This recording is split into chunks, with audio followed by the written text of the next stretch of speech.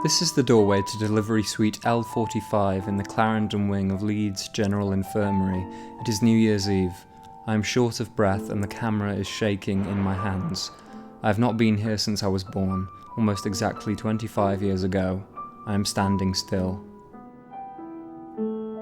After a minute or two, I go and walk up and down nearly every other ward in the whole building, marvelling at the banality of the place. To think that every human being in our modern world enters and leaves it through corridors like these. These, I say to myself, these were my first ever experiences. Stop and consider that for one moment. I last came here not after living somewhere else, engaged in some alternate way of life, but after doing nothing and being nowhere and no one forever, which I feel in retrospect was a highly unproductive use of my time. If I can give you just one piece of advice, viewer, it's this: never don't exist. When I last came here, just think of it, I didn't know the difference between sunshine and a boulder, between this trashy plinky-plonk background piano music and the silence surrounding it. I couldn't distinguish between a star and a picture of one. Oh God, I think, as I watched this nurse having an equally ferocious existential discussion about what soft drink to buy. How do we immunise ourselves to the miracle that we became ourselves? There really aren't many people around tonight, just the staff and this enormous Muslim family in the lobby, who I guess are waiting for a birth, or maybe a death. They politely refrain from interfering with my highly emotional work.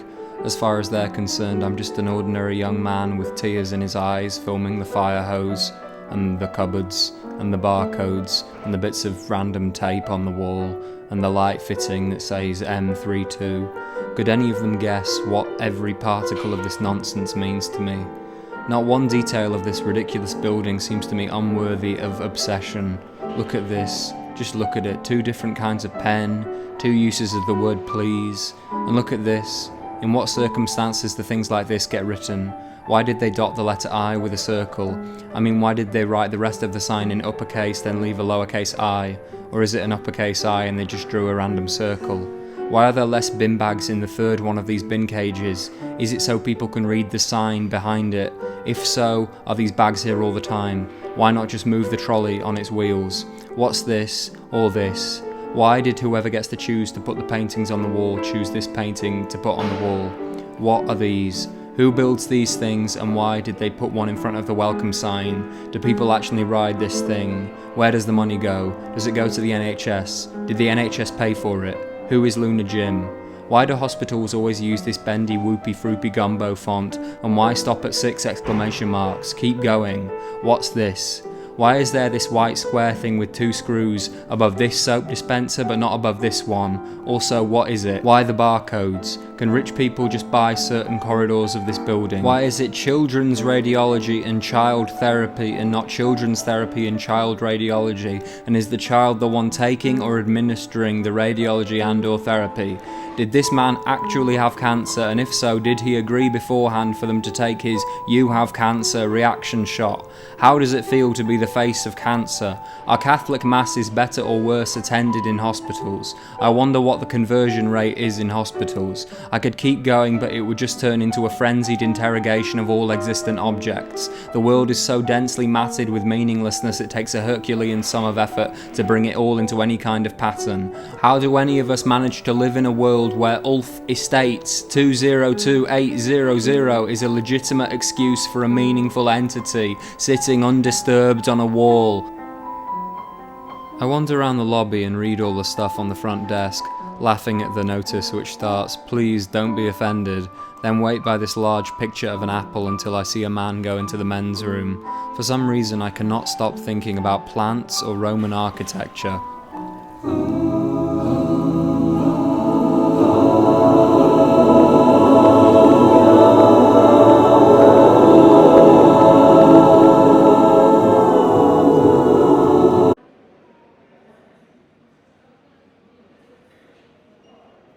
If you drew a line between the LGI Clarendon wing where I was born and the Church of the Nativity in Bethlehem where Jesus Christ was born, it would pass through the centre of Cologne in a mildly interesting manner and have a halfway point just down the road from Dici in Serbia, burial place of Vuk Drag, a medieval warlord who spent the first 12 years of his life as a Siamese twin before chopping off and murdering his twin as a preamble to his spat in the warlord industry. If you were to draw a line between the Clarendon wing and the location of the oldest human fossil, the halfway point would be about a metre off the coast of Crete. If you drew a line between the Clarendon wing and the likely location of my conception, you get a very, very boring line. Then also, wait, give me a second. If you drew a series of lines between the Clarendon wing and the respective birthplaces of all these people in this order, you'd get a funky 17-pointed star, whose centre would create this compelling laser beam party of lines, bisecting or almost bisecting Sarajevo, Belgrade, Odessa, Sofia, Beirut, Ljubljana and Ankara. The centre would be this triangle in which the only town of note is Alexandria, birthplace of Cyprian Manolescu, the only mathematician to achieve 3 perfect scores on the International Mathematical Olympiad, whose publications include the following. I stare in religious awe at the goldfish in the lobby and do some mental maths. My first day on this planet was my mother's 11,082nd and my father's 10,546th, which I feel gave them a bit of an unfair head start from which I have failed to recover. In many ways I have failed to recover from birth in general. I'm still stricken with regular fits of desperation at the sight of the most ordinary things, look at these fish, and the notion that my consciousness rather than anyone else's clogged the mine shafts of this skull with its blazing gunk from who knows what obscure quantum cavern of neural magma. I was born roughly 4,333 feet from the birthplace of documentary film, the top left window of this white building where Louis Le Prince captured the first successful moving photographs of real life, which back in 1888 on this bridge meant a bunch of horses and lamps and people, none of whom knew either that their moving image was being captured, nor indeed that moving images of themselves were possible. The bridge was 15 years old at the time. It isn't the oldest film ever, as is sometimes claimed. Le Prince's previous film, Round a Garden Scene, enshrined in this motionless plaque, has the title. Only thing about Round a Garden Scene is that these people, trouncing with bizarre, methodical deliberation outside the bay window, are Le Prince's friends, in costume, acting for the camera. These people on the bridge didn't know what was going on, they were just being there, in time. These are the first moving pictures of normality, life as we live it. It fascinates me that he chose this place rather than anywhere else. He wanted to walk to this specific ironmonger's window, to immortalize this specific afternoon from this specific angle. I remember my father describing this film to me before I'd ever seen it, and I imagined the camera to be a bit lower down, like here, and for there to be nothing on the bridge except the horse, no people or buses or anything. That's all my father could remember, just the horse. I'm a fan of the Jaywalker. I hope he found love in life. The name Leeds derives from a Saxon name meaning land of the rushing waters, and it is perhaps for this reason that Leeds contains some water.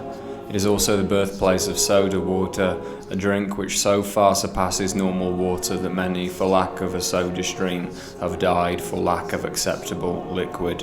If you need to pass water in Leeds, I can recommend the Royal Armouries Museum toilets, though be aware, if you wish to film beautiful footage of smoke from the toilet window, you will be harassed by gangs of plebeian youth who will question your motives. Leeds has a population between that of Bhutan and Guyana, 2 places it does not resemble. In my lifetime, it had the fastest private sector growth of any UK city. I've never been a huge fan of Leeds. This is the affluent neighbourhood of Leeds. Children who grew up in these piles of rubble were picked on for their unchecked privilege and opulent lifestyle. Though every city has its desolate, apocalyptic McDonald's district, I feel Leeds has more than its fair share. Look at Ben's Cafe. What's going on? What's this? Look at this. What's going on? Even the phrase Jesus light in darkness seemed like a sign of urban decay in Leeds. I once, and this isn't a joke, saw a sign on this bus stop that said for sale, arm. Most days when you walk past this eagle there is a pile of condoms on it. This abandoned hotel in front of the Costco's, the Mulberry, used to be owned by a man whose name was actually William Shakespeare. The steam that comes out of these chimneys is regularly yellow. At the top of this tower, now occupied by Catholics in order to make the sun permanently shine there, the footballer Rio Ferdinand used to live. My mum used to say, "Rio Ferdinand lives there." I am still in the Clarendon wing, viewer. I hope I have not confused you with these digressions. Still looking at the fish, only in reverse now. On my phone I am scrolling through the January 1995 Times personal column, which lists 3 deaths on the day of my birth. Amy Elizabeth Collier of Nether Westcote, Gloucestershire, aged 96, Emily Geraldine Morville Kirby of Morgan, Cornwall, aged 89, and Mary Dorothea Hope of Salisbury, better known as the Countess of Pembroke, aged 91. She's pictured here with her husband, Sidney Herbert, the 16th Earl of Pembroke, in front of the number 19, the digits of her age at death reversed. Here is her mother, and here is her father. What a remarkable era we live in, dear friends. Consider all this. Such gushing fountains of chocolatey info. Such champagne baths of know-how. What a majestic time to stride the earth's boards. Thank you, God, for allowing me to live in such a fist-pumpingly exciting century. And thank you, University College London, for forgetting to disable my login several months after my graduation. I open my pocket weather app and see that it's foggy in Leeds tonight. Thank heavens I am not out there filming the fog, but only thinking about it from the warm fluorescence of the Clarendon wing where I am. Make no mistake, viewer, I cannot see a thing that you see, and am merely imagining how foggy it is outside. The people on this bus are heading to the White Rose Centre, so they can weep over human endeavour before gigantic piles of trainers, but thankfully I don't know that they are there, because I am in the Clarendon wing. Look at this. Look at it. Just keep looking. How glad I am I cannot see it because I am in the Clarendon wing. Imagine if the Great British Bake Off, or baking show as the Americans call it, took place here. Oh God, it's too beautiful to imagine. Look at these things. Just sit there and look at these things for a while.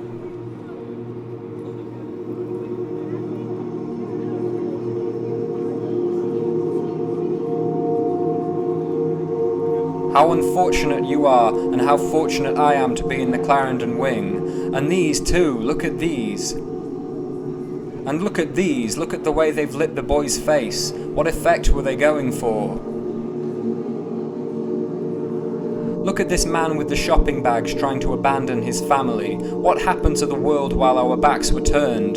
The only hint of fog-based romance is Leeds Bridge, where, look, Louis Le Prince's ghost still sits in the window with the light on. 7B623. I leave the Clarendon wing and stare at the motorway for a while.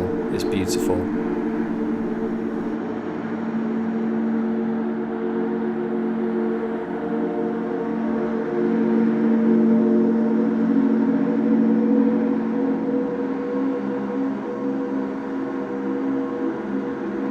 Then I head into the Catholic Church and look at this and this for a bit, then look at the bin and the light and the homeless people outside for a bit, and the people going out for New Year drinks and the shopping centre, and I look at this wheel for a bit.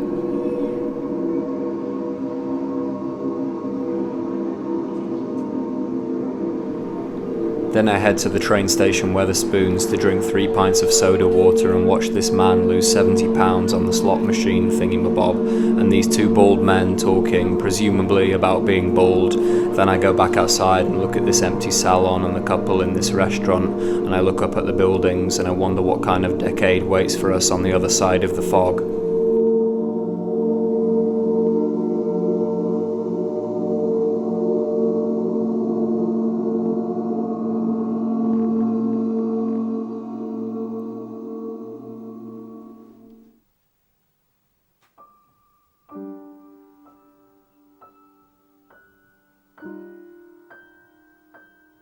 I wake up the next day in Thorner, a small village named after thorns. There's a lot of thorns in it and around it. I've not slept very well. I sit in the living room watching a tutorial for the camera on which you are watching this footage. No one else is up yet. The tutorial does not, unfortunately, help me make the footage you are watching any less blurry or slanty or wobbly. For this I am sorry.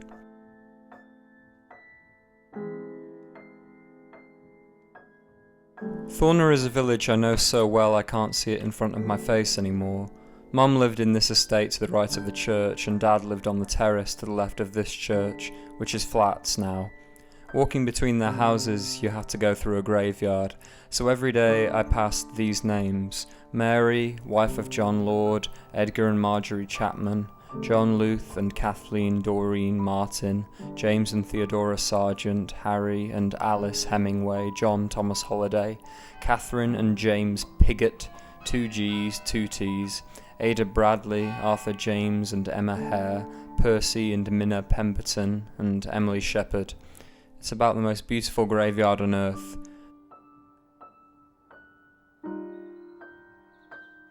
This old village began its life in the rough vicinity of this new house and this pump, or Pump Memorial, or I've never actually read this thing, down Sam Sykes Ginnell.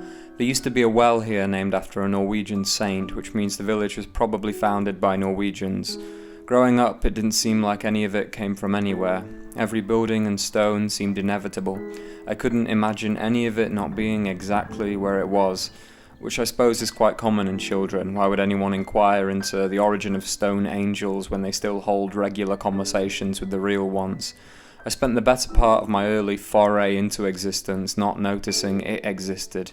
The only part of the outside world that caught my attention looked like this. Imagine you didn't know what a cloud was, viewer, and you saw one. Would you assume it was a real, naturally occurring thing? Gradually I started to notice light through trees as well, but it had to be golden evening light, like this. Gold was the only colour I was really interested in as a child, again because it's more like a colour you imagine than a colour you actually see. Silver was okay too, but definitely second to gold. It's weird to think back on all these early opinions and beliefs and preferences of mine, especially with regard to the visual. Now that I spend so much time behind a camera, I feel contract bound to regard the entirety of visible creation as sacred, but as a child there might have been just one filmable phenomenon per day. An interesting fact about my left palm while it's on screen is that I have 2 lifelines. I don't think I ever really became a visual person. Maybe I did. There's certainly a lot more going on in my head than in front of it. I flick through an art book and press my hand against the pictures and compare my hands with the painted hands, and cover and uncover bits of the paintings with my hands and hold my hand next to the paintings just to see how it changes their overall look. And the whole time wonder to myself why anyone did all this. It must have been so much effort manipulating the paint to make it look this much like a person. What is it about people that makes them so desperate to make pictures of people? The answer feels obvious, but what is it? This thing in the hallway is a print of my hand from when I was very young. I spend the rest of the day filming the footage you've just watched, then going for an evening stroll. I look at this fence for a while. Then I look at this tree. Then I look at this old Roman fort. And I look at this tree and the moon.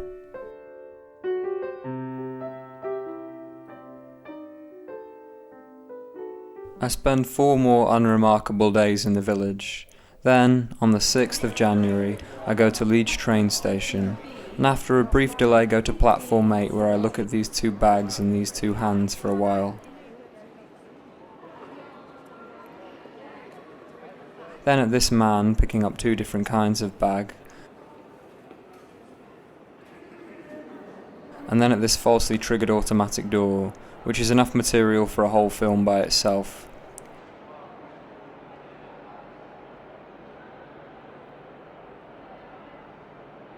I get on the train to London, and in London do some chores. The next day I go to St Pancras and visit the grave of Mary Wollstonecraft, where her daughter Mary Godwin agreed to elope with Percy Shelley to Europe. I stare at the moss on top of it.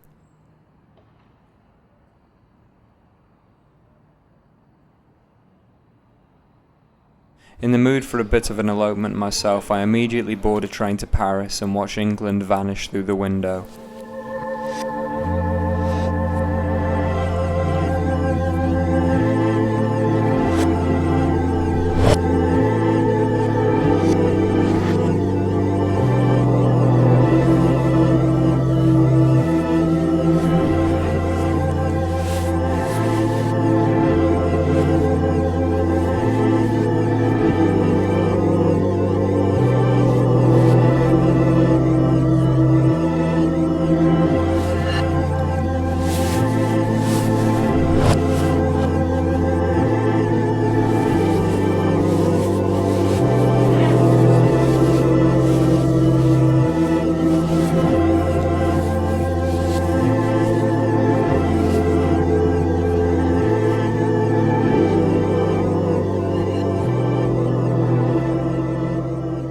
my phone I find this picture of Leeds Clarendon Wing being built.